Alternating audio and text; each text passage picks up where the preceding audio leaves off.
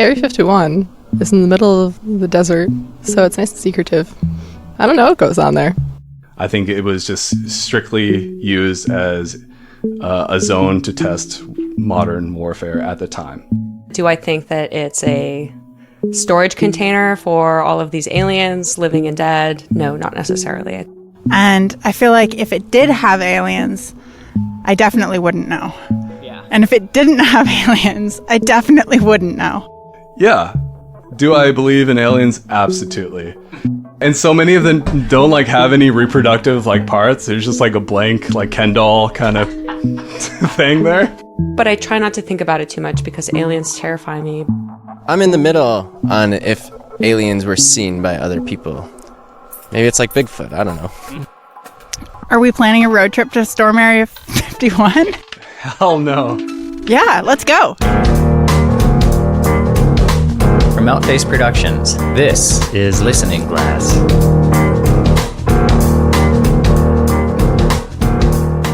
Arjuna, it happened, man. My Amazon order just came in. I've got my gas mask. I've got full face helmet. I've got shoulder pads, eye wash. I'm totally ready to storm Area 51. Are you ready to run faster than the bullets? Faster than rubber bullets. But really, there's a bit of a buzz right now about Area 51. Oh, it's happening. Which has certainly got mine and yours attention. And it's a topic that has been always in the airwaves, it seems like, culturally, in the United States at least. And I've always honestly never really cared that much. Yeah. Your thoughts don't just wander periodically to Area 51? Not really. No. Like, it's one of those things, it's just like you hear people, crazy uncle stories, stuff like that. People mention it, and it's kind of like, it kind of falls in the same camp as like a ghost story for me when people talk about UFOs and things like that. Mm-hmm. But finally, since it caught some buzz, it made me want to look into it a little bit more. And I was happy you thought it would be a fun idea to do a show on, so that we have an excuse to kind of like really show some research into it. Oh, definitely. Yeah. I know. I was noticing like all over Reddit and everywhere I was looking, there was this sudden resurgence of Area 51 stuff. And I was like, what is this all about? Mm-hmm. And so, yeah, we're gonna delve into that a little bit later. Uh-huh. But the media's just been abuzz with talk of people storming Area 51. It's all been word of mouth for me, which I find curious. Yeah. Right. And I guess it's bouncing around the internet, but for the most part, it'll just be like my housemate, for example. She works in the woods and she works with youth, and she came home we see her like once a week. She came home and she's like, so like, you guys know about this Storm Area 51 thing? That was the first I heard of it. I was just like, what? I love it. Your gardening woodsy housemate is on the cutting edge of this. Yeah. So that's awesome. I wonder if she picked it up from like the teenagers, like the troubled youth she works with or whatever. But yeah. So yeah, it's around. And I don't know. Honestly, all of my homework on this topic has been like deep in the Cold War. And about the actual base. Yeah. And a little bit about people's so-called encounters with UFOs and things like that.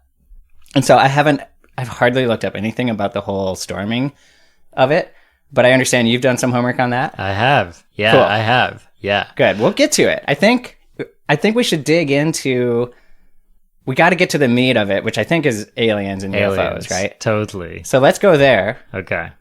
Let's figure out kind of what stories are kind of the most prominent. What are the most famous ones? Take a good look at them. And then maybe we can dig into Area 51 and then figure out like if people are going to do this or not. All right. Let's do this. First of all, the whole idea of there being extraterrestrials and that they visit the planet isn't terribly new. There is, you can see... In fact, we discussed it 2 episodes ago. With the Fermi paradox? Yeah. Exactly. It's a fitting sort of follow-up. Yeah. Because we didn't really talk about... Sometimes people would ask me what we were going to talk about that show, and I was like, aliens, kind of. And they probably thought of this topic rather than what we actually talked about. Yeah, totally. So this is kind of the flip side. This is kind of more the paranormal, conspiracy theory side of it as opposed to the kind of scientific, what is the likelihood that there is life on other planets side of it. Definitely a good pairing. So anyway, there's stories that go way back. One of my favorite ones is from 1790 in France. Oh, wow. Yeah, this goes way back. All right. So, and it's funny because it actually has some parallels to modern day UFO stories, meaning it involves basically a defense contractor from back then. Whoa. All right. 'Cause the whole military UFO axis has been around that long. Exactly. Good term. Good term. So the king of France, I think it was, or some other rich aristocrat, hired somebody who knew technology to build a hot air balloon in order to use for warfare. Okay. And this hot air balloon encounters a thunderstorm and it crash lands in a small French town. Yeah, not a good combo. Now, in 1790, hot air balloons weren't really like in vogue and common. It was the experimental aircraft, like top secret thing of the time. Wow. And when it hit the town, people thought it was a monster and literally attacked it with like pitchforks and machetes. No, was anyone alive in it at this point? I don't actually, the account I heard of it didn't happen to mention whether or not the pilot had survived or how they were treated. But the blimp, or not the blimp, the hot air balloon itself was treated like a quote unquote a monster, which I love. It's so like the modern day equivalent is like little gray men or little green men, whatever your color choice is, inhabiting these flying saucers and whatnot. So that's one of the earliest ones that I enjoyed. And apparently there's old like cave drawings and hieroglyphics and things like that seem to point toward flying saucers and things like that. Yeah. Now, a hieroglyphic that looks like a flying saucer, I'm assuming is like a horizontal line or a hyphen, which is a pretty like basic shape. So, I mean, saucers are like, they've been around a while. Yeah, there's actually a bird that comes around my house sometimes and it'll make flying saucer shapes in the dirt when it walks. So I think it's trying to tell me something maybe. The chickens are in the yard next door also. They seem that they're always just doing these little lines with their claws. And some people say they're trying to eat, but I'm pretty sure they're telling me something. Maybe they are aliens. Mm-hmm. So come back up to the modern day a little bit. These stories really start blowing up around 1947, right after World War II. And this is like Cold War starts up, I think in 1947 is when it kind of like officially kicks off. Mm-hmm. And the stories start exploding, beginning with this guy named Kenneth Arnold, who was a pilot and sheriff's deputy. And I think he even had some other titles that kind of give him, you kind of want to like authority figure, prestige, blah, blah, blah, things that give him credibility. And so he's up flying his plane and spots what he calls crescent shapes. And they're kind of like crescent moons, but they have where there's the negative space, there's kind of a point in there. And he went to the media about it and wanted to like let everyone know about it, etc. So he saw these flying crescent shapes, and were they kind of upright? Yeah. Yeah. Okay, so like the dish was on the side. I'm pretty sure. Okay. I think so. I've run into so many UFO stories the last few days that it's kind of hard for me to keep track of like which orientation they fly in and whose account. But I saw some illustrations and they did seem to be sideways like that, but who knows, man. Yeah. So that kind of was one of the first big high media ones. Same year, 1947, the Roswell incident occurred.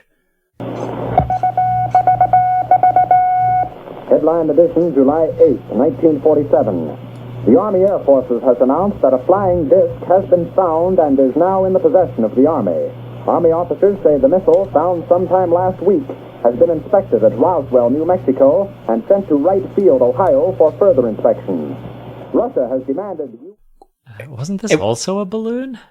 Well, we'll see, right? Okay. But like at the time, this one kind of was the first one that made me really curious about hey, wait, maybe something really is going on here, because there was a lot of suspicious stuff that happened about it. First of all, it wasn't just one person's account. It happened near a town, and a lot of people witnessed it.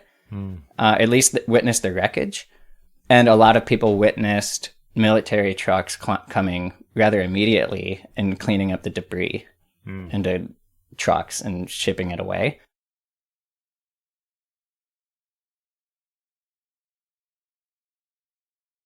In the meantime, General Ramey describes the object as being of flimsy construction, almost like a box kite.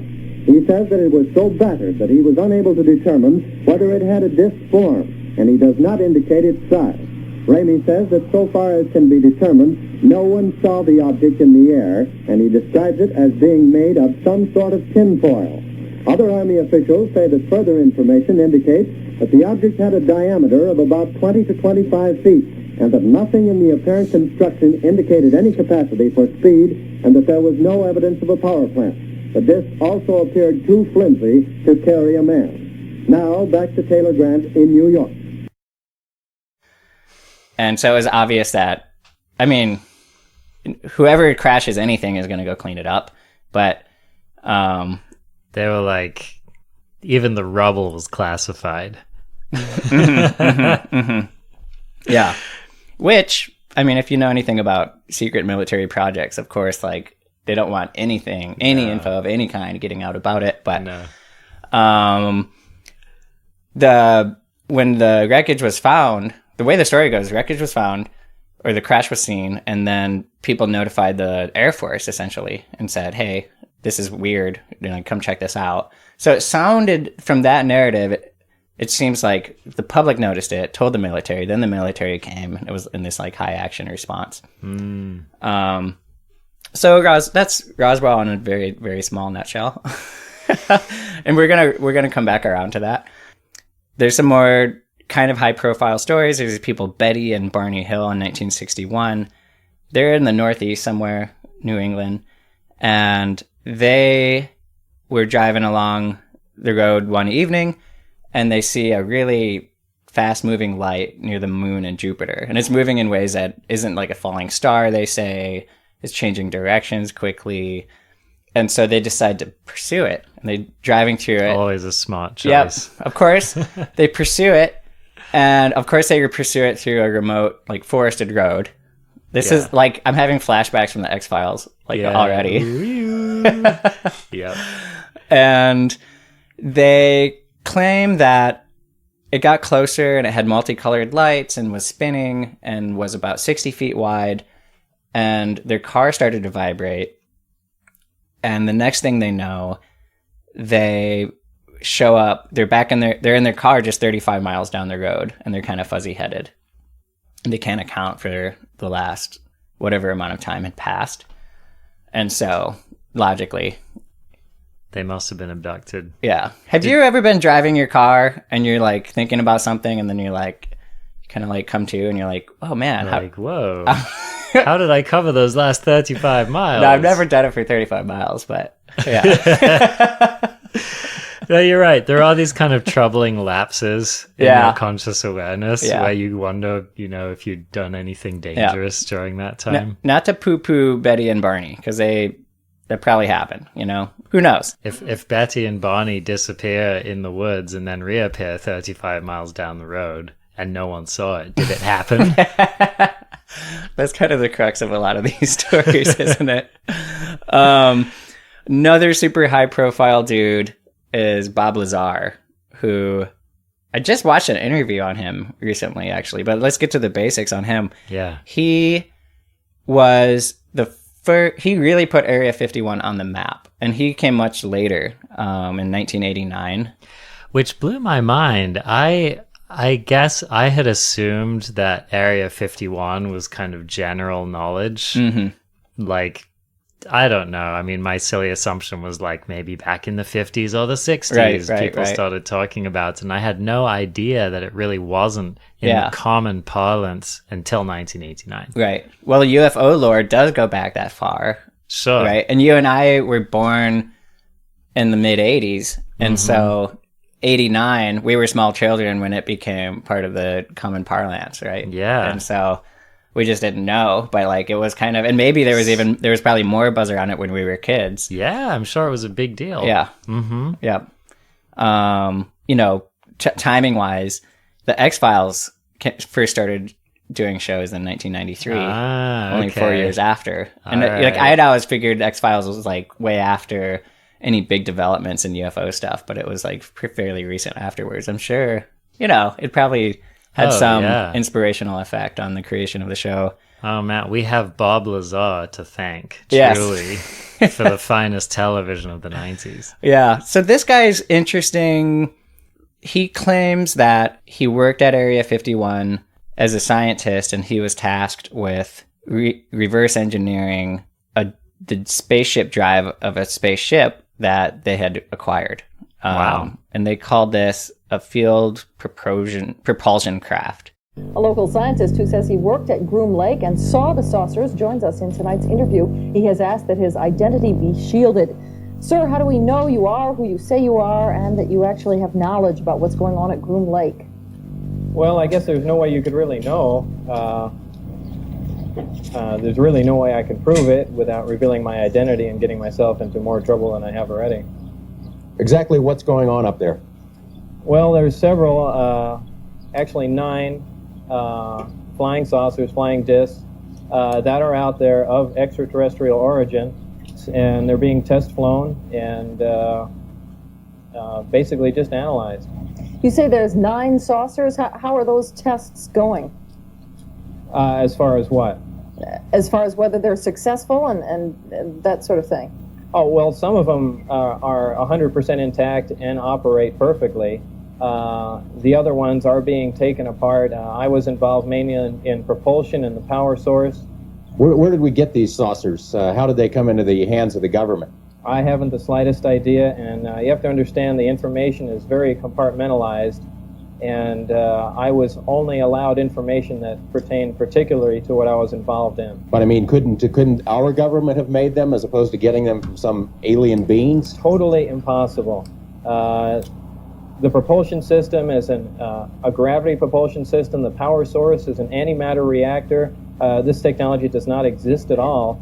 In fact, one of the reasons that I'm going forward with this information, it's not only a crime against the American people, it's a crime against the scientific community, which I've been part of for some time. We're actively trying to duplicate these systems, yet they are in existence now and basically in the hands of the government.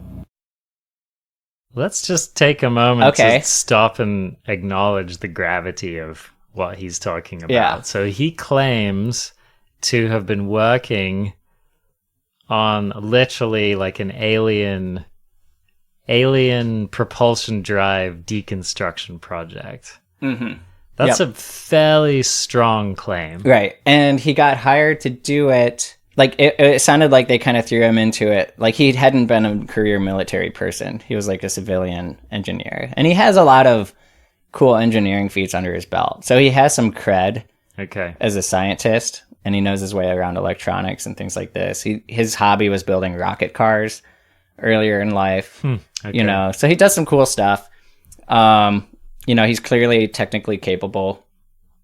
And of course, you know, when he makes these claims, nobody in the government will acknowledge that he ever worked for them. And furthermore, and this is where we start, before I dig into it too much, you know, instantly we're going to start talking about him and identifying qualities that he has that either bolster his credibility or undermine it. Sure. Right? And it's just how this game is played, right? And when you have a personal testimony with no evidence, you have to find all these proxies or ways of figuring out how trustworthy and credible this person is. Because the story at face value is like pretty outstanding and absurd in a lot of ways. But yet, it plays into a lot of like the folklore around UFOs and things where there's going to be a group of people who are absolutely ready to believe it without qualification.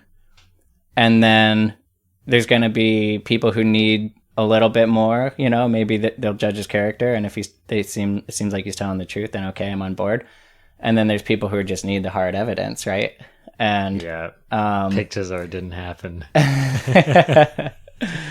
But yeah, I mean, first of all, as you say, the claims that he's making are pretty astounding, and it's a fun thing to think about that somebody would have access to such a place and have that opportunity, and that such a thing exists, and what that would mean for the world. And actually, I just watched a documentary on him that came out somewhat recently on Netflix. It's called like Bob Lazar, Area 51, and UFOs. And it was pretty much exactly what I wanted, in the sense that it had a lot of personal interviews with Bob Lazar. And that's one of the beautiful things about the timing of his testimony, even though it was the 80s, which is 30 years ago now, in 89. It's at a time where he's still accessible, and it was a media-rich time where there were plenty of interviews from him back then, I believe, and there's plenty of interviews from him around now. And so it's nice when you're on the quest to kind of look into somebody and see if they do seem credible. There's plenty of material there that can kind of serve that purpose, where you can get a sense of, okay, how does this person talk? Do they seem self-important? Do they seem like they have something to prove? Do they have a chip on their shoulder? How level-headed and rational do they seem? Just kind of try to get an emotional read on them. And I didn't really get any red flags in that sense. Okay. From Bob Lazar, which was kind of cool. Like, he seemed like a credible scientist. Yeah. I mean, I can't say anything about his science, but he seemed like, I think, like I said, self-importance wasn't like ringing high for me. Okay. It's like, he was like, look, I don't really like talking about this because it's been a really hard part of my life. And, but it's something that happened, and if you want to talk about it, like, we can talk about it, but like, kind of like that. He's not like knocking people's doors down to like tell them, even though he more or less did at the outset in 89. Yeah. And you can see actually a difference in his energy and character between now and then, which I find interesting too, because he was a little bit more bright-eyed, of course, back then. Maybe that's an age thing, but maybe he was still naive enough to think that maybe this was going somewhere bigger, which in a lot of ways it hasn't, right? Yeah. Let's just listen to a quick clip here from Bob Lazar, Area 51 and Flying Saucers on Netflix.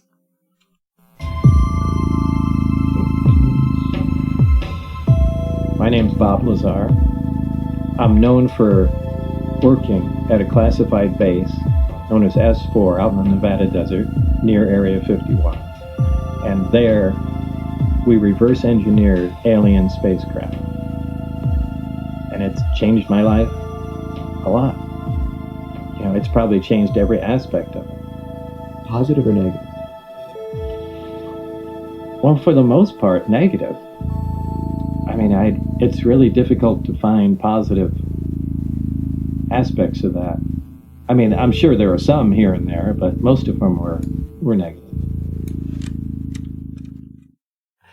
Well, I find it interesting that he originally disclosed, and the original interview that he did around this stuff that was broadcast on television, he was actually hooded, so his identity was hidden. Yeah. Which lends a little bit of credence to me that he's not necessarily just some narcissist. Totally. Yeah. Yeah. And I don't know the details of how his identity became revealed, but yeah, so the documentary kind of goes through, it starts off with a rather neutral tone, and then by the end, I'm pretty convinced the directors are like trying to get people on board. Okay. With the kind of like, believe. That's too bad. Which, I mean, whatever. They weren't too heavy handed about it, but it was kind of clear to me that the filmmakers either believe themselves that his stories are truthful or wanted the audience to believe that. But I mean, at the end of the day, there's no evidence that he could present, but he has a lot of these really interesting, I suppose, concepts about the the drive technology that he was working on with the spaceship that apparently can distort space-time. Wow. And create gravity waves. And like already I'm lost. Yeah.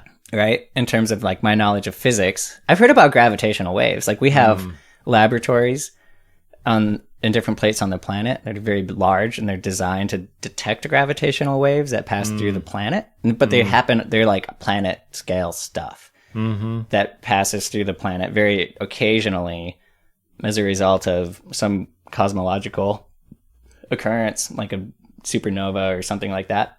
And so I'd heard of gravitational waves, but not on this sort of scale where, you know, you could create them with element 115. That's a thing. Right, right. So he was talking about how they were using this at the time undiscovered or unclassified element 115. Correct. Right? Which was later synthesized and named moscovium. That's right. Okay. Yep. Yeah. So that's, you know, it is kind of interesting that he was at that time talking about. Does that lend credence to what he was talking about, in your opinion? No. Okay.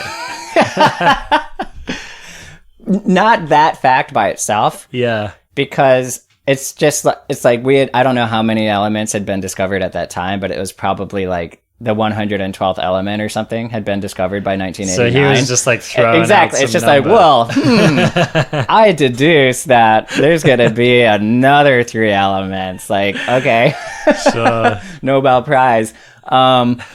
So that wasn't any like great leap of the imagination. Yeah. But there actually are some interesting things about that element. I mean, all elements that have that high of an atomic number are very unstable. Right. The element with the highest number of protons that is stable, naturally occurring is uranium. And it has 92 protons. Element 115 has 115 protons. So there's like a lot of space there where there's a bunch of like really unstable elements that are mostly created in particle accelerators and like really expensive laboratories around the world. And they have half-lives of like fractions of a second. Right. So you create them and then they instantly fling themselves apart. Yeah. Yeah. So that's one of them. It has the most stable form of it has a half-life of 0.67 seconds. Okay.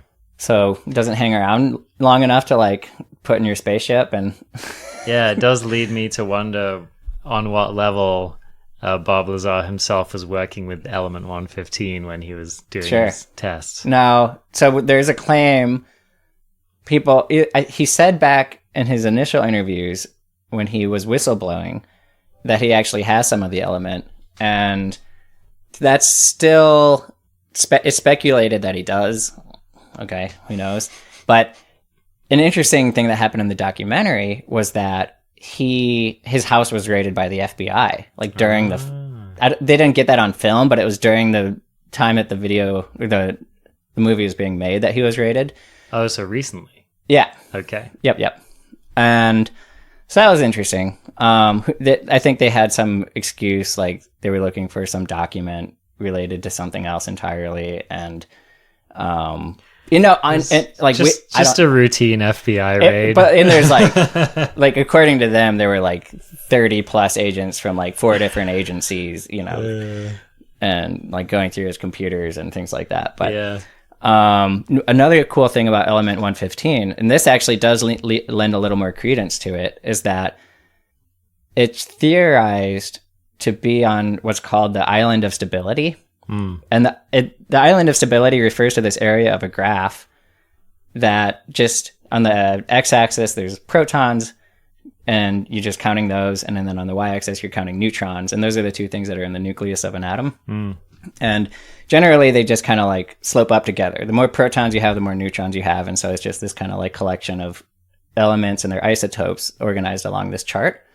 And there's a particular number of neutrons that these unstable elements can have at that higher level. And there's a small grouping of them around 115 where if they have the right number of neutrons, they're stable and they don't have these really short half-lives. Okay. Now, as far as I know, this island of stability is still kind of a theoretical thing and hasn't really been proven yet, but it seems to have some like quasi-strong theoretical basis. And so compelling. I find that interesting. All right. Score 1 point, Bob Lazar. Yeah. Yep. I dig it. Mm-hmm. Yeah. Well, I'm a little less skeptical of him now than I was when you first brought him up. So You're less skeptical. Less skeptical. Okay. Yeah. All right. Maybe 5% less skeptical than I was before. Trying to think if I can score any more points for Bob here. I don't know. I mean, he just published a book. That feels like if he had published a book back in 1990, it would have taken points away. But if I had been a highly public person for something I had, some story I broke or something I told the world, and that had been part of my legacy for the last 30 years of my life, and I'm in my 70s or whatever he is in, I'd probably want to like do a memoir, you know? Yeah. I think he's maybe in his 60s, but yeah. Yeah. So yeah, I think sometimes when people do like a publicity thing in a book, I'm like, yeah, sure, you have this big idea, but like, what are you in it for? Right. And So, I don't think I'm gonna sling mud in this case. I don't know. Yeah, it's been a respectful amount of time. Right? Totally. No one could say it was too soon. Yeah. Ah. Fair game, Bob Lazar. So, all right. Yeah, go maybe watch some of his videos, and you know, it's kind of a judge a character thing at this point, and whether you buy into his theories of physics and gravitational drives. Oh, one more thing about the gravity drive, because I find this kind of cool, is it's able to bend space-time in a way that it basically creates gravity in front of they call them like gravity amplifiers or something of the spaceship. So it like pulls itself along. Yeah. That's pretty sweet. So it just creates this like artificial gravity in front of itself, and so because of that, it does it out of what we would normally call the bottom of a flying saucer. And so he said when they fly, they actually fly sideways. Yeah, so the saucer's like on its end, instead of lying flat. So is it more accurate to say then that they're falling than that they are flying?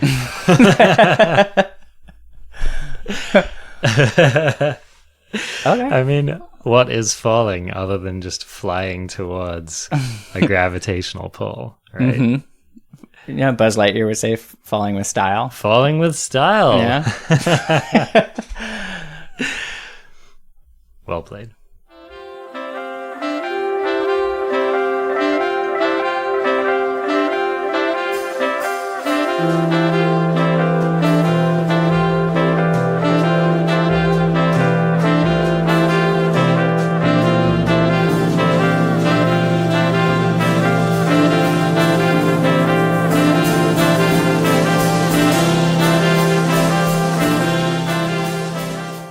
I don't know. Is that enough UFO stories?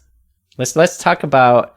Yeah. I want to circle back to Betty and Barney. Okay. Because when I first heard that story, I was like, like I don't really see any reason not to believe this account. But it turned out that there was an Outer Limits episode that had like a lot of the same details as their account, like 2 weeks before they supposedly got abducted. Really? Yeah. Okay. So that show, first of all, respect, because that's like in 1961, you know, and then they also had been like Betty had read a book about abduction and conspiracies around that recently as well, and so it wasn't like out of the blue in terms of their mental space, right? They weren't just like corn farmers in the middle of Idaho just minding their own business. No. So who knows? It's interesting to me why they would want to create that story, or why they would come out with that. But you know, fame, fortune, etc. You just kind of go to the normal places for that kind of motivation, but can only speculate. Back to Roswell.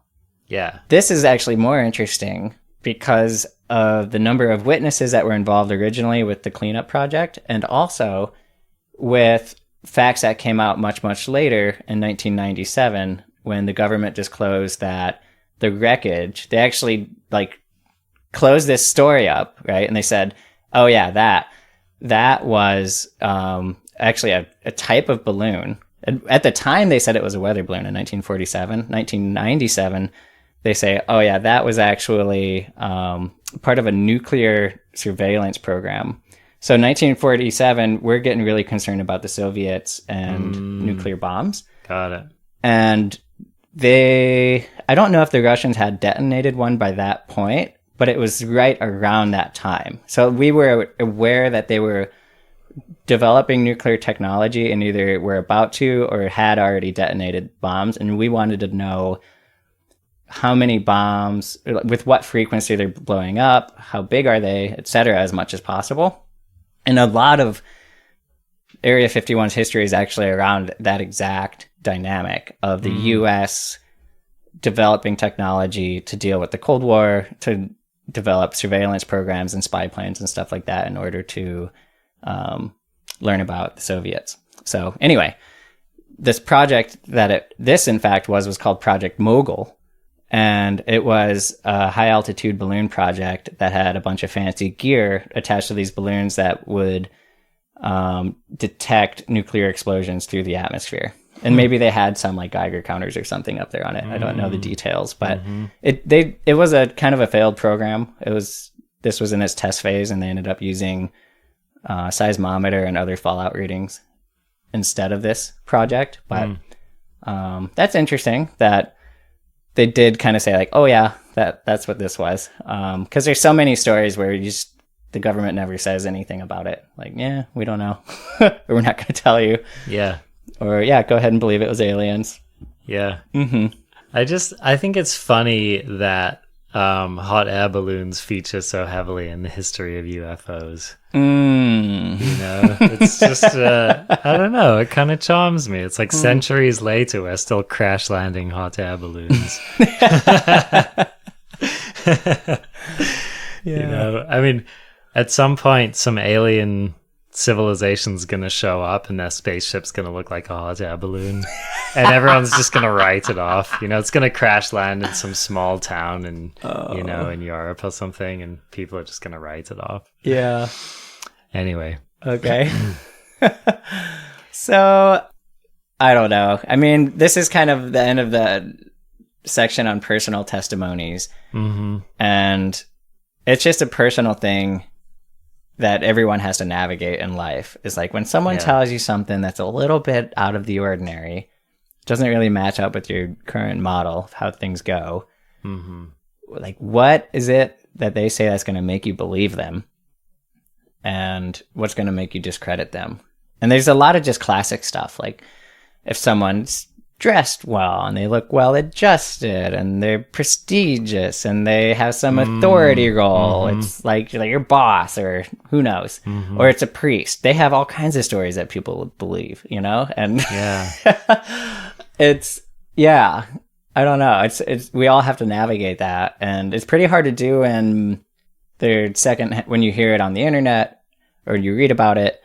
And then from there, you're always just trying to find as much information as you can. And that's one of the most maddening parts of this process is you hear a testimonial and then you start instantly looking for these cues. But like, okay, how can I judge whether or not this person is trustworthy? And if it's an account that's 70 years old and all you have is like these really short biographies and some little bit of detail about their story, you'd be a total fool to believe it, right? Yeah.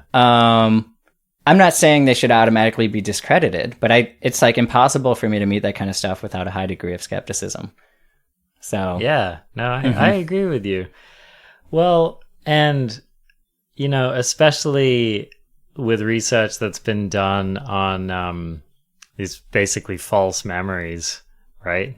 That people have come up with, or these fabricated stories based on who knows where they come from. Yeah. You know, it becomes even harder to distinguish. Right. And yeah, it's just, you know, I feel like we've had a number of episodes now that kind of dance around this notion of what is real and what is reality, and what do we hold as the litmus test for reality, right? And I think you're right. It's a question that ultimately each one of us has to decide for ourselves, is where do I draw the line? What evidence do I demand before I will start to believe that something is true or false? I think where it becomes interesting is when a person will have an experience in their own life which seems to stretch credibility, which will then send them on a journey of discovery of like, wow, did that really happen to me? Can I believe what I think happened to me? And you know, I wonder how many of these so-called alien abductees have this kind of crisis of faith, or like, wow, well, I remember it happening. I have these physiological tells that it happened. Seems implausible, but there you go. I think I also wonder if people who have those sorts of experiences become much more sympathetic and open to other very bizarre stories from other people. Sure. That are equally hard to believe. Sure. Right? Yeah. I mean, you know, I've had a number of kind of crazy things happen in my lifetime, which stretch credibility. This is your time to just air those. Shine them out. To just shine them out, right? I mean, I'll, you know, to quote the late Rutger Hauer playing Roy Batty in Blade Runner, he says, "I've seen things you people wouldn't believe." And yeah, I just wanted to take a moment to recognize Rutger Hauer. He died recently. What was the date? Was it July 19th? Yes. Yeah. This is really wild. So we had literally just recorded an episode in which we reference his performance in Blade Runner. And I was actually editing that segment of the podcast during the time that he died, and I didn't even know that he had passed away. Yeah. I just stumbled upon that today in the news. Yeah. And was like, oh, whoa, when did Arjuna publish the show? Because I knew we had recorded and talked about it, and you were going to include that segment. And then I saw that he had passed and was like, well, that is really uncanny timing. And of course, the quote we include in that segment is about him, like his character dying and talking about death. Yes. So it's really bizarre. Like my hair kind of like stood up a little. Like, it kind of makes me feel spooky, right? Yeah. So that's just one example of these things that can happen in your life where maybe it's a coincidence, or maybe there's some property at work that we're not really familiar with, you know? And it's the kind of thing where I don't like to go too deep into speculation around something that's ultimately unprovable. But I do. That's interesting though. Why we don't do that. Sure. Right? Sure. Because like I'm the same way.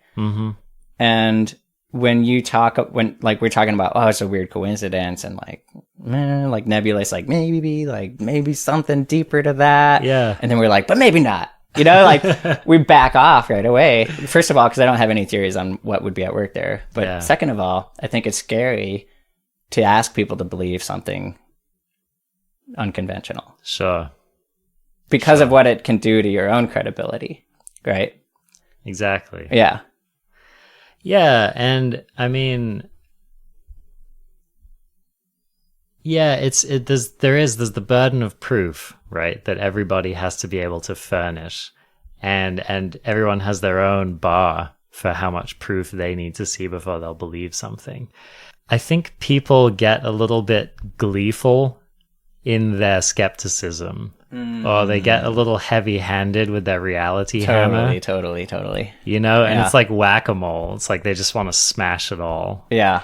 And I just really want to caution people around that, because it is the very openness of mind which allows someone to entertain the existence of ghosts, for example, is the same openness of mind, I would argue, that allows someone to entertain humans flying or humans reaching outer space. Let's just make this a safe space, Arjuna, to do that. Okay? So it's like, because I'm realizing like these beliefs, they have a huge role that they play in our identity and sense of self. Yeah. And also in how obviously other people view us, Yeah. right? And so if I suddenly, and I've been talking to people about UFO at parties because I think it's funny. Yeah. And because I've been curious about it and been wanting to learn. So like I've been asking people at parties like, so like tell me about your first like UFO abduction, and like it's like try to like create that safe space for people to share their stories. And but it's kind of a funny idea to think about, what? We can just kind of like decide to believe things and we can turn that on and off. And so it's fun to think like, what? I could say I want to believe, or I can just decide like, what? What's the month coming up? August. August is the month I'm going to believe in aliens. All right. And I'm just going to go for it. It's just going to become like, it's part of my worldview now. Yeah. I need to figure out like how they fit. And I'm going to talk to people like I believe in aliens, etc. And we'll just see kind of like how that goes. And then September comes around, I can go back to my normal skeptical self. I like it. It'd be interesting because we have that ability. Yeah. We could pronounce August annual no skepticism month. Yes. Right? I like it. Everyone can just pick one or more ideas they've been skeptical I'm about. going to adopt the keto diet. And I don't know anything about the keto diet. I'm not actually skeptical about that. I'm just saying, like Yeah. Yeah. Adopt the keto diet, believe in aliens, become an Eritarian. I can't do that while I'm on the keto diet, I guess. Yeah. Yeah. I could spend the month believing various government explanations of things that I actually think were conspiracies. That can be my national non-conspiracy month. It can be like, oh yeah, the JFK assassination, totally plausible official explanation. Yeah, going conventional on that one. Yeah. Yep. Grassy knoll theory pans out. Mm-hmm. I like the term healthy skepticism because I think it implies that you are employing your rational process even as you are employing your skeptical process. And I think that some people, they just have this auto no. If MIT wouldn't teach it in one of their courses, right? Or if Harvard wouldn't teach it in one of their courses, it's just not true. Mm-hmm. Why that's happening. Yeah. Well, we live in Eugene, and like I know a lot of people who love plants. I personally don't. Whatever. And there's this really commonly held belief, at least in Eugene. I don't know if this happens. I think it happens everywhere. People who love plants kind of have this belief that if you sing to your plant, it'll help it thrive. Mm-hmm. Yeah. Which first of all, I love that belief. Sure. I don't care if it's true, but if it is, it's great. Or if it isn't, it doesn't matter. Either way, you're singing. Yeah. And there was actually a Mythbusters episode that dealt with plants. And I don't remember if they did the singing bit, but they did a bit where they put the plant in a room by itself, still had light and all of that. They would put a person on the other side of some glass and they would have them think like either really nice thoughts about the plant or really mean thoughts. Yeah. And they had all kinds of sensors connected to it, and they actually measured results. There was a correlation between the types of thoughts that the person was having and the readings they were getting on the plant. Wow. Wow. These guys need a Nobel Prize, okay? And of course, that was like a small scale experiment, and I guess someone should reproduce that. But they, of course, expected to totally bust this myth. And I think at the end of the day, they left it at plausible. But of course, they wouldn't go to confirmed. Yeah. See, why don't people follow up on stuff like that? Oh, I'm sure people have. I haven't followed up on it, but yeah. Okay, here's another question I have. This might be an ignorant question, all right? But just bear with me here. Okay. All right, so people talk about the placebo effect. Uh-huh. Okay. It's almost always portrayed in this kind of discrediting way. So they'll say, for example, we did this study, half of the tests took the medicine and the other half took placebos. Mm-hmm. And there was a certain percentage of people who got better taking the placebos. And it was just because of the placebo effect. Okay. Right? But like, has anyone just stopped and thought about the fact that humans, just by believing things, can get better? Oh, yeah. Right? Yeah.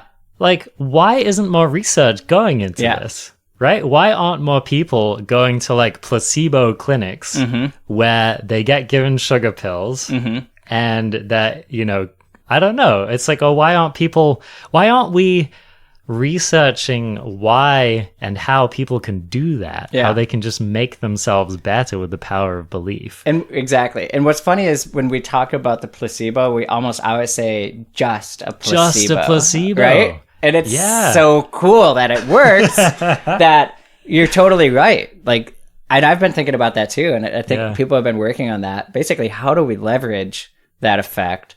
Because it's a lot cheaper than drugs. It sure with is. no side effects, right? Or so many other types of treatment. And if we could leverage that, in fact, you know, and this is maybe just, it's an off-the-cuff association, and in no way is meant to undermine or mean any disrespect toward like indigenous populations or any group of peoples that had like medicine men and things like that, because they were actually using herbal medicines first of all. Yes. So they had a lot of basis. But I feel like there were a lot of ceremonies and things like that as well, and ritual and, you know, practice, things you would say, do, that would go along with the healing process. And that probably was what we call, and I almost want a new word for it, because the placebo effect just sounds so cheap, and like, it does. When I call it a placebo effect, it seems it takes away from the cool power of it, right? Yeah. So yeah, people were actually. Let's just call it magic. Sure. the magical Candyland effect. Does that work? I don't know if that works. But I no, you're right. It's like, again, so much has been discredited throughout the ages as just being superstition. And this is a much deeper topic, but I'm with you. It's like, many people have done things throughout the ages which have had measurable effects, which maybe worked along axes such as the placebo effect, which were really creating these measurable outcomes. And again, the fact that the mechanism by which that works isn't fully understood, I don't think should be used as a reason to discredit them, especially if the outcomes are measurable. So anyway, whoa, like, just got dark here, and there's this weird, do you see that like little flash, Arjuna? This like flicker coming through the blinds. Oh well, that's actually kind of hurting my eyes. Oh man. Whoa, dude. Whoa. Hey, wow. Actually, it's in the room. What? It's like getting here. I can see through my hands. Dude, I can see the pizza I ate in my belly, and I'm not touching the floor anymore, man. Dude.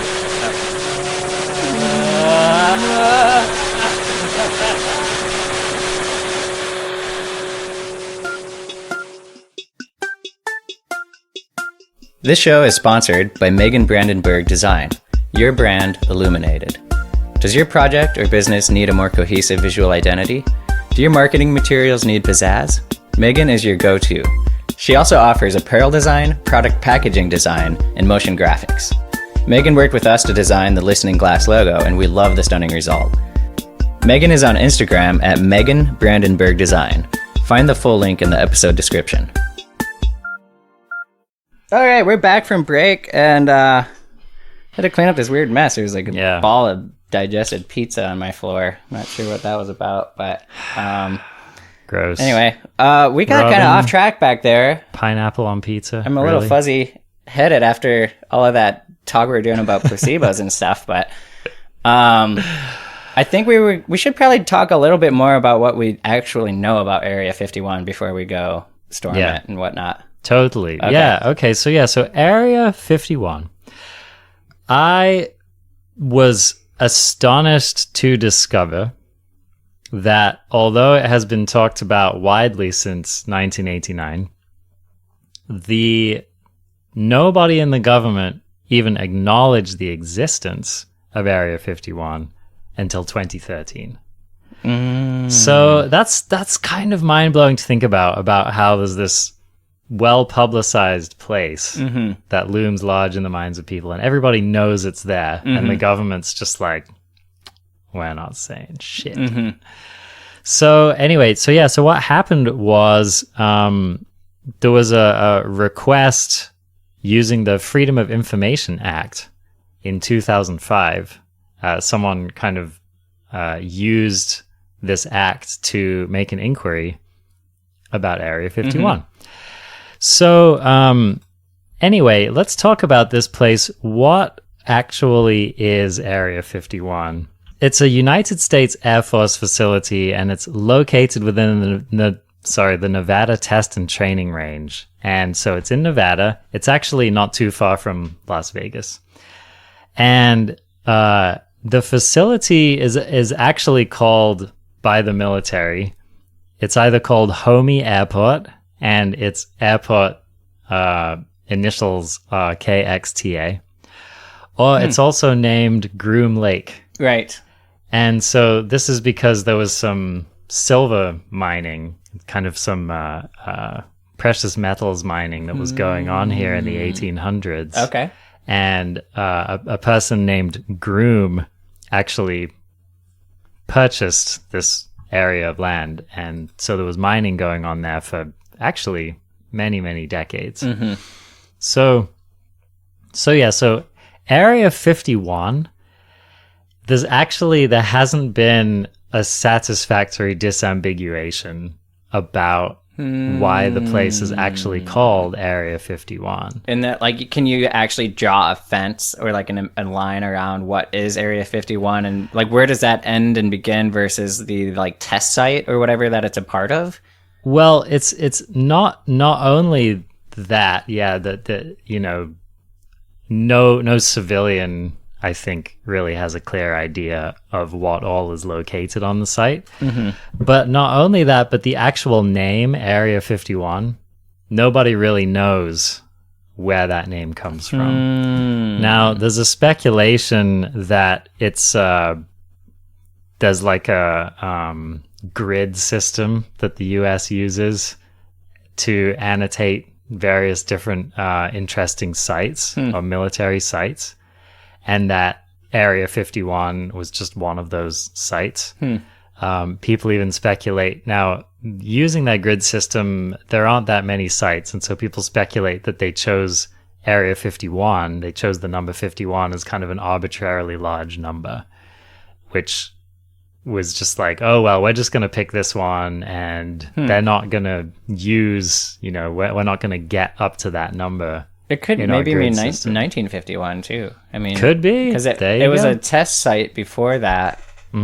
But maybe they blocked off this part of it at that time, because it was originally they set it aside as a very top secret spot to start building and testing high-tech secretive aircraft that were meant for espionage, right? And this is where we get to fun rock and roll references.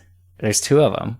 Okay, I'm really excited about. Lay it on me. Both these bands are like, they have a little place in my heart from mostly my teenage years. But the first is U2, which the U2 spy plane was developed by the CIA back then to spy on the Soviets and to keep tabs on their development of nuclear weapons and just all things Soviet, really.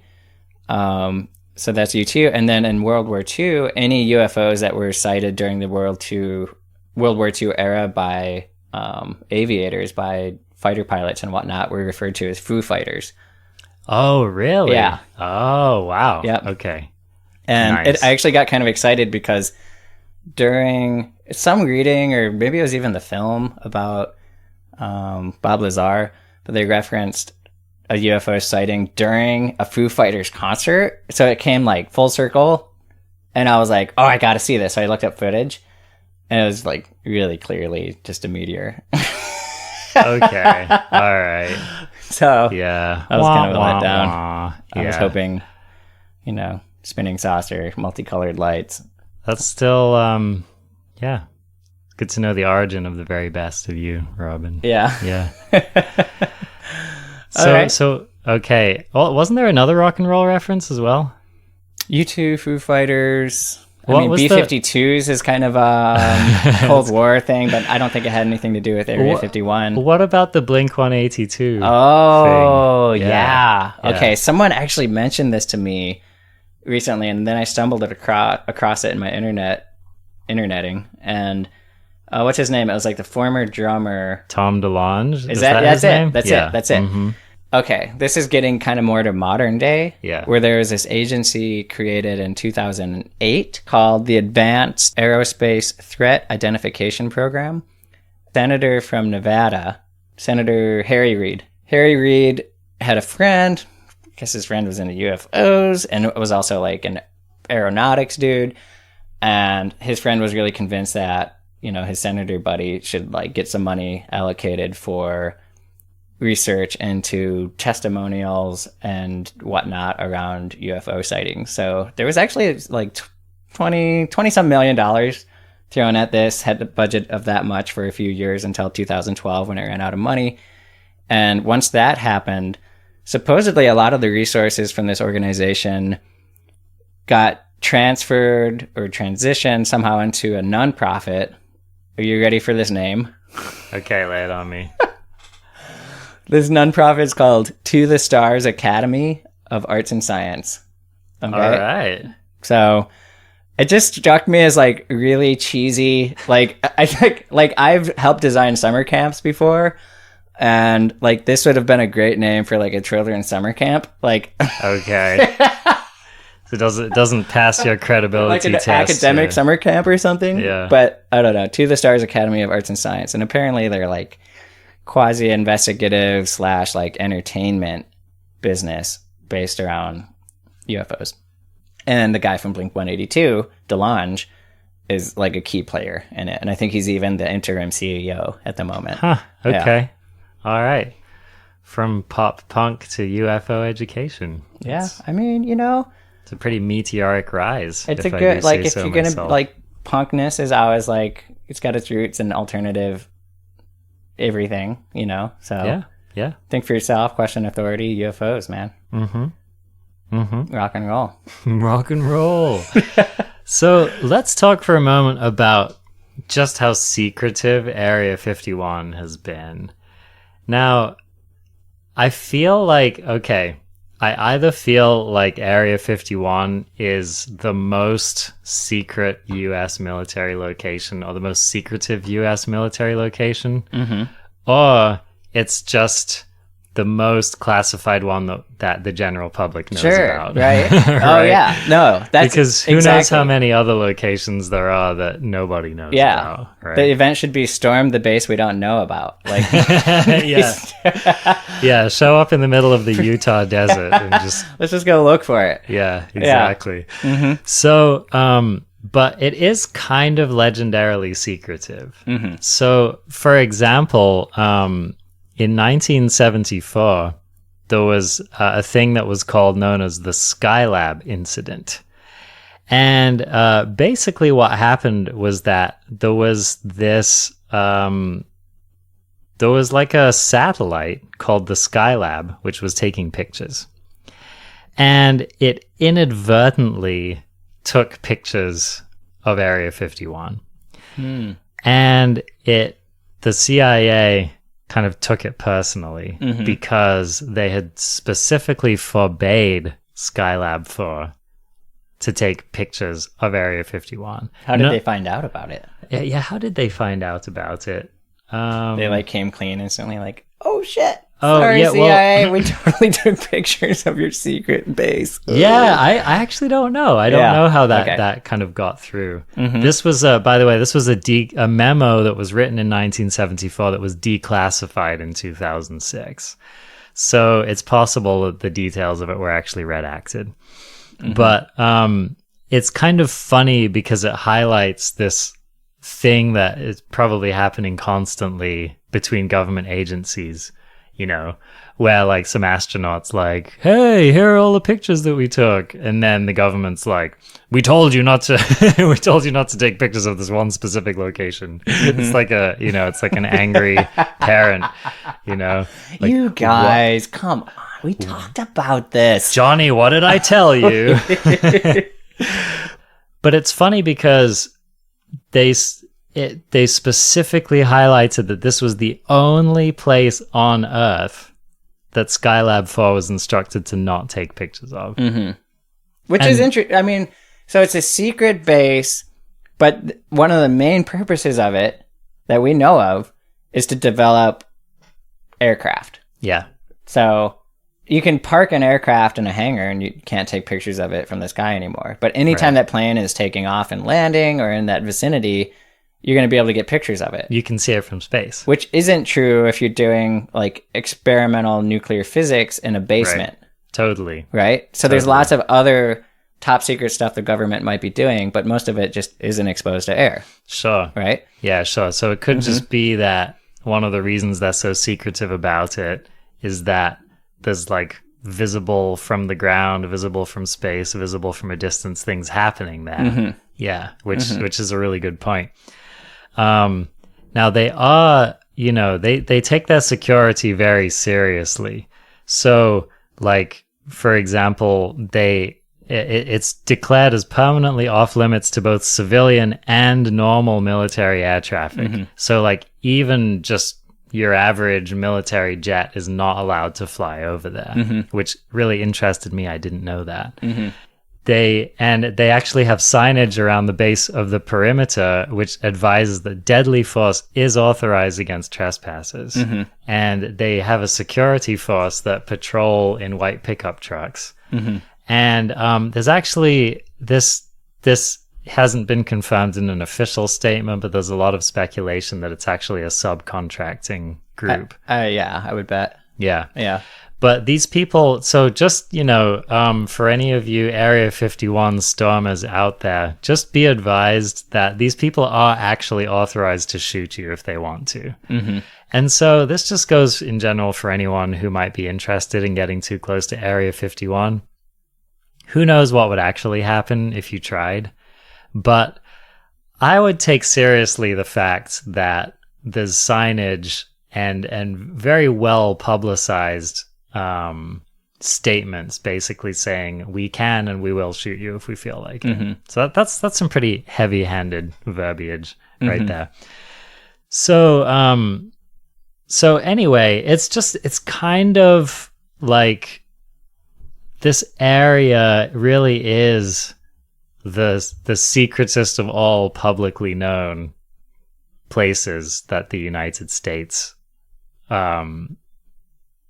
you know, there's one of these bases that the United States owns. Yeah. And so I think that's part of the reason why it has developed this reputation of being, you know, like anything nefarious or anything experimental or basically anything whatsoever that you can imagine has been attributed to be happening. Right. There. It's a secret place that we know about, and therefore anything we suspect the government might be doing behind closed doors, we can suspect that they're doing it there. Yeah, right. Totally. And we can imagine a lot of things about what they might be doing there. Yeah, right. Definitely. So that's the thing about secrecy, and it's interesting to see how the CIA and other government agencies have used secrecy and what people do with their imaginations and kind of to their advantage to blur any facts that people might actually know about it. Yeah. Right.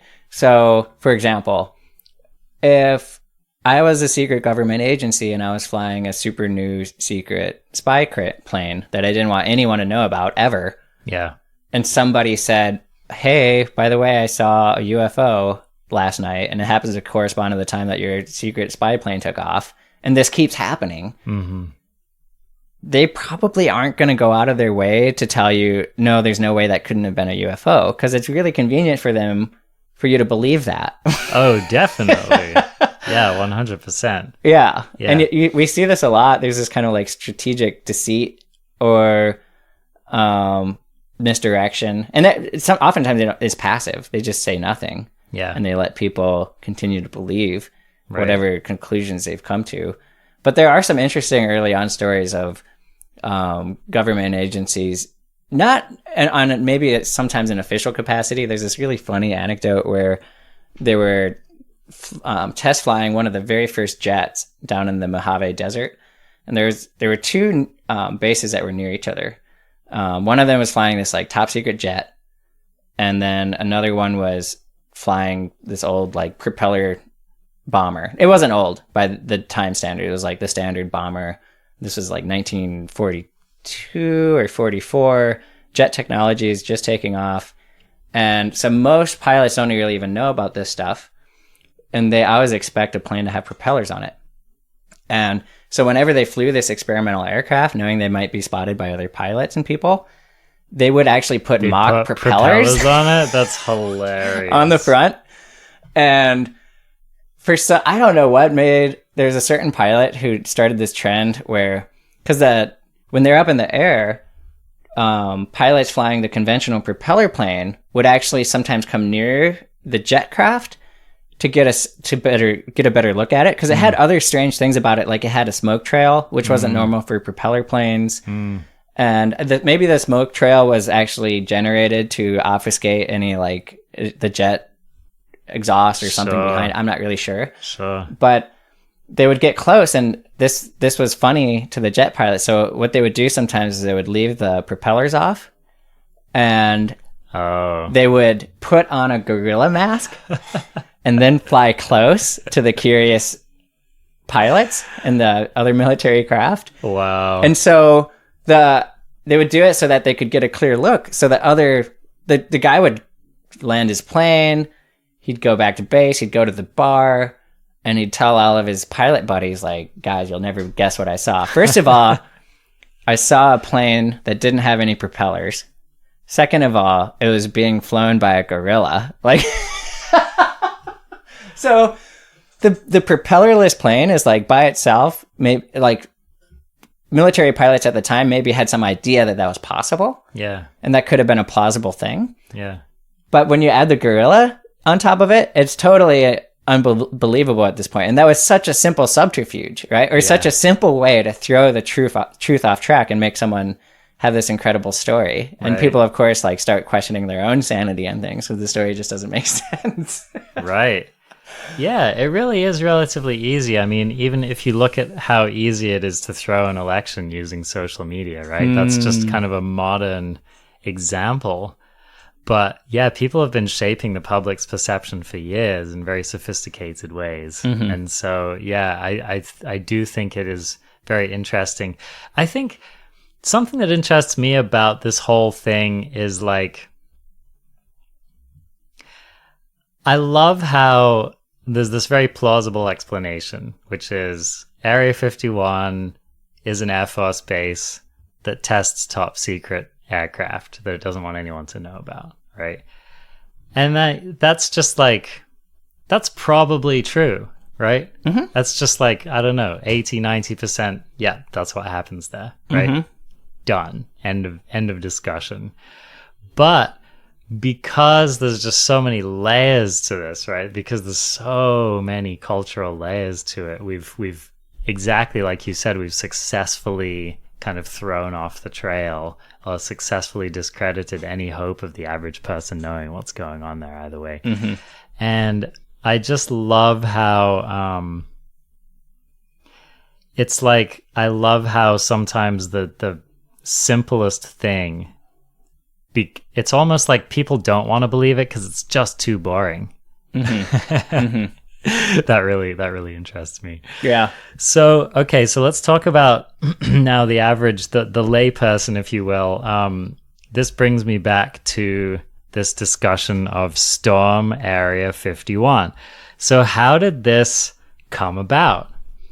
Now, speaking of Facebook and mass deception, this leads me into the concept of, Robin, are you familiar with what is known as shit posting?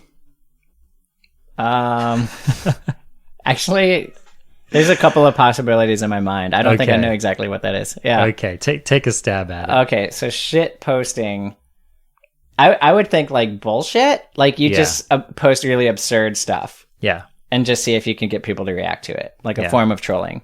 Okay. Yeah. Is that right?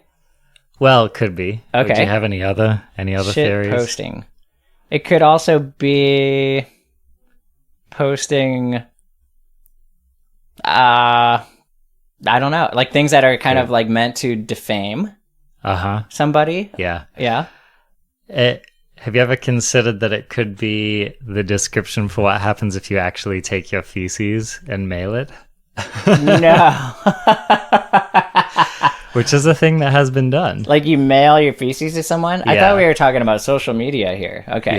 Yeah. Well, anyway. Okay. No, so you're right. Yeah, shitposting is shitposting is the practice of just posting utterly meaningless content which has no relevance to anything. And this is kind of it's a thing that has picked up steam more and more as the internet has proliferated.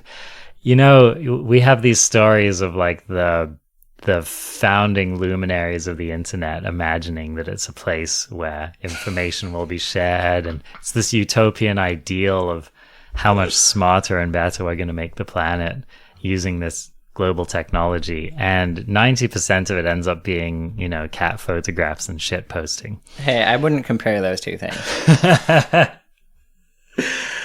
You know, I'll leave the listeners' skepticism to determine the cat photos are a totally legit use of the internet. So I would be surprised if Tim Berners-Lee didn't have that as kind of one of the first 5 bullet points of how this was going to benefit society. Okay, yeah. Bullet 4, cat posting. I love it. But so this practice emerged of shit posting, and it was basically just you would get these little echo chambers on the internet, various forums, with 4chan being one of the notable examples. Reddit is another place, and Facebook, really, where people will start these communities where the sole purpose is really to just post mindless, silly jokes. And there's this what you could refer to as mimetic churn, right? Well, people refer to this as memes. As in meme, mimetic. Wow. Right, exactly. And so you've really made the meme highbrow here. Oh, yeah. It's quite a concept. Yeah. I mean, the meme didn't start on the internet, that's for sure. There's actually look up the word meme. There's a really interesting history to it, which I'm not going to go into right now. Okay. But there was this practice where somebody would take a joke, and oftentimes it was just like some crummy, recognizable image, maybe from pop culture. Maybe it was just a picture of someone making a funny face, or maybe it was a cat even. There have been many cat photographs that have turned into memes. And then someone would write something silly on it, and they'd post it in an internet forum just for the lols, right? Okay. And then what would happen is that people would take it and run with it. And anything which achieves a certain amount of viralness will turn into a really recognizable internet meme. Okay. And then you'll be able to find hundreds, thousands, maybe even millions of examples of this meme popping up. Wow. So it's basically this large-scale global internet inside joke, which is why, you know, one of the biggest wastes of time and one of the most boring things you can do on the internet is look at memes that you don't understand. Because they're just these random collections of words. But they kind of build on each other, right? There's like they a genealogy. There's like introductory memes, but then like there's some memes you have to be well inducted in order to be able to grasp them. Yeah, you have these next level memes, right? I think I'm definitely like a mediocre memer. Yeah. Yeah. Your meme fluency is low. It's like okay, but it's not high. Yeah. I'm not like deep in the bowels of memedom. Yeah. Yeah. Yeah. I would give myself like a 5% meme awareness rate. Okay. Yeah. So basically what happened was, this happened very recently. Early in July, the anonymous administrators of a public Facebook meme page, which was called, are you ready for the name of this page? This page was called Shit Posting 'Cause I'm in Shambles. Was the name of this page. So real highbrow content. Okay. I have to say, like, my other guess for shit posting would have been things put on Reddit like while you're pooping. Like, Okay. There you go. or on whatever platform. Yeah, it's a rough approximation of the value of this stuff. Okay. So, so the administrators of this page shit posting because I'm in shambles. They teamed up with a Twitch video game streamer named Smiley Kun. Now, if you're unfamiliar with Twitch, it's a platform that people use to broadcast themselves playing video games. And this is actually one of the most popular forms of internet entertainment today. Mm-hmm. So it's rapidly catching up with television and movies and YouTube as a viable source of entertainment. So they teamed up and they organized this event, and it was called Storm Area 51. They Can't Stop All of Us. And it was just a total gag. And the idea was to drum up support for this event, which was supposed to be happening on September 20th. And so what the idea was... so it's still coming up. Yeah, it hasn't happened yet. So at 3 p.m. Pacific time on September 20th, anyone and everyone was invited to show up at Area 51 in the middle of the Nevada desert and just storm in. And the tagline was, "Let's see them aliens." And so the idea was, if there's enough of us who just mob Area 51, they're not going to be able to kill all of us. No. And we're going to be able to go in there and finally settle it once and for all what is happening in Area 51. So, and this is being led by not a great visionary and seeker of truth, but by a college kid, just probably in shambles. Just some shit post on this. I actually Facebook saw a brief forum. interview with him, and he's just like, "Yeah, I don't know. I had no idea this was gonna blow up. This is kind of funny." Like, yeah. So it went viral, right? Yeah. Like many other things you hear about. There's like, for every 200,000 stupid jokes that get made on the internet, one of them just catches. I wonder if there's like any ringleader that's kind of risen to the occasion and is trying to like because the creator isn't going to do that. Yeah. Right? It sounds like he's probably distancing himself from it. Maybe. And so I wonder if anything will actually come of it. I really hope not, because I don't think it would be successful in achieving what they want to. Well, so this is interesting because it started as a joke. They made a Facebook event for it. Mm-hmm. And as of now, there have been 1.9 million people who have gone on this event and have confirmed that they're attending. I should do that right now. You should go ahead and you should join it right now, Robin. Okay. So basically, it started to pick up some steam, and some people started to worry that this might actually happen. It's like, ha ha ha, this is a joke. But when 2 million people... Oh no, there's like 3 of them. Oh yeah, okay, so there's duplicate pages that you're looking at. Yeah. Where will you even find the original? But so if you actually go to this event page, it's highly clear that there's just no possible serious plot to actually do this. I mean, there's just the silly images, diagrams posted with random people's names on them and arrows pointing at various things.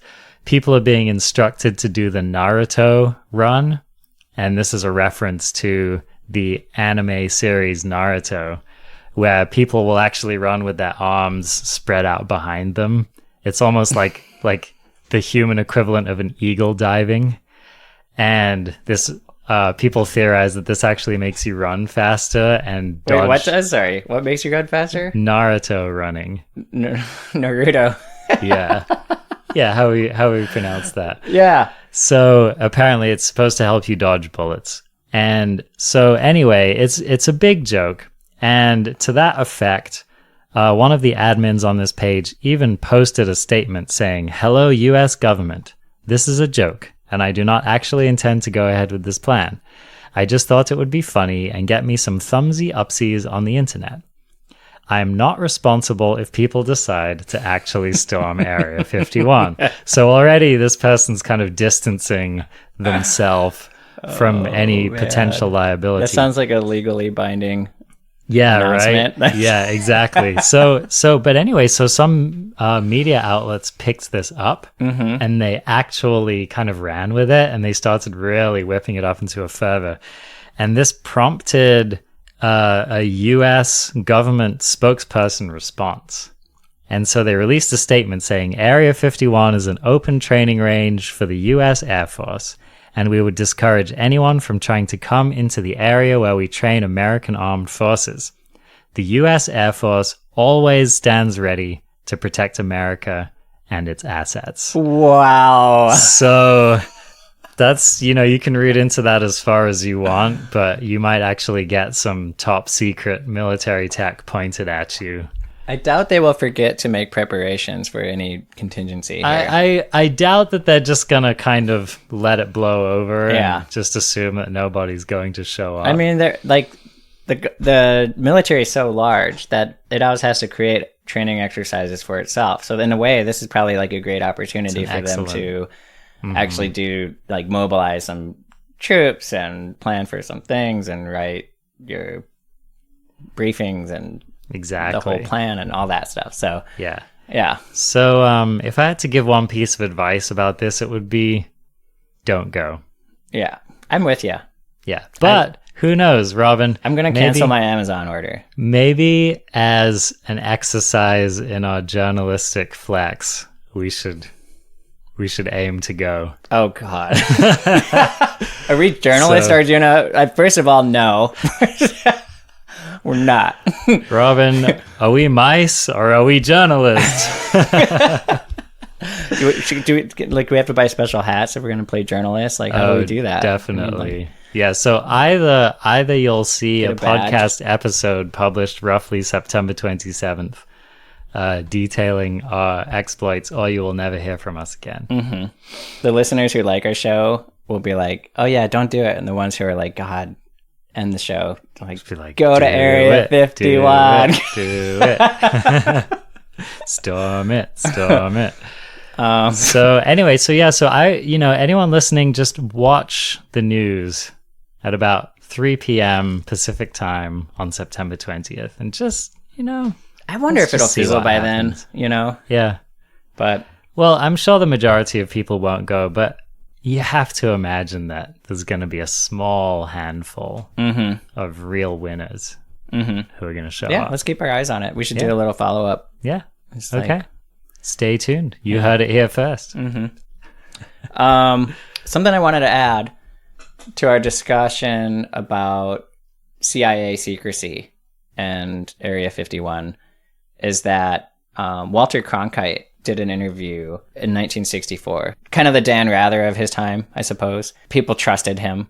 And he did this big expose story on the fact that the CIA had been doing its own investigations into UFOs. He had actually good sources. What he knew was true. The government never admitted to it, but he was going off of good info. And the government continued to deny it. So that already, I think that did a lot to push the public imagination into, okay, the government's hiding the fact that they're investigating UFOs, which might lend credence to the fact that they exist, right? And so I just wanted to point that out, that sometimes if the government had admitted to it and said, okay, yes, it's true, we've been investigating UFOs and it's actually really unremarkable, which they actually have at times done. But their reports are always like, we've looked into thousands of sightings and basically nothing to see here, go home. Along the lines of, it can all be explained by what we currently know about the current state of technology and science. Or, it's birds or it's weather balloons or whatever. So just wanted to point that out, that that was kind of a big event that might have shifted the way people think about it. People who are like, it's Uncle Fred saying there's something about UFOs, and then suddenly a high-profile journalist says that the government might be covering something up about it. That's different. Sure. Right? Yeah. And what they were covering up is that they were investigating it, which UFOs are just unidentified flying objects that the military obviously would want to investigate, because they could be foreign aircraft, they could be aliens, they could be anything. You need to kind of investigate to figure it out. But yeah, it makes sense to investigate them. I don't know why they wouldn't admit that. It's true. Yeah, it makes you wonder. It makes you wonder what the actual Men in Black looks like, right? Fox Mulder.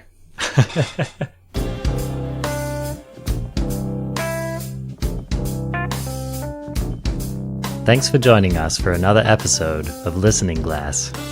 If you've enjoyed this show, we'd love it if you'd share it with your friends and on social media. Your word of mouth means a lot to us and is a way you can help our humble podcast grow. Special thanks to Austin Sloan, Ben, Araya Sunshine, Sarah Wolf, and Alyssa for agreeing to be interviewed and contributing to this episode. Thanks to Mac Woodruff for letting us use his track, Master Ohm, in our intro and elsewhere. Also, a warm thanks to the band Kneebody for letting us use their track, Dr. Bochef Penguin Dentist, which you are hearing right now. Some of the stories and history mentioned in this show came from the book Area 51, An Uncensored History of America's Top Secret Military Base by Annie Jacobson. The radio broadcast heard towards the beginning was ABC News radio show Headline Edition, with Taylor Grant in New York, broadcast on July 8th, 1947. Find us on our Twitter handle @ListeningGlass. You can leave feedback there or by emailing us at listeningglasscast@gmail.com. Join the ongoing discussion in our community by joining our Discord server, linked in our episode description.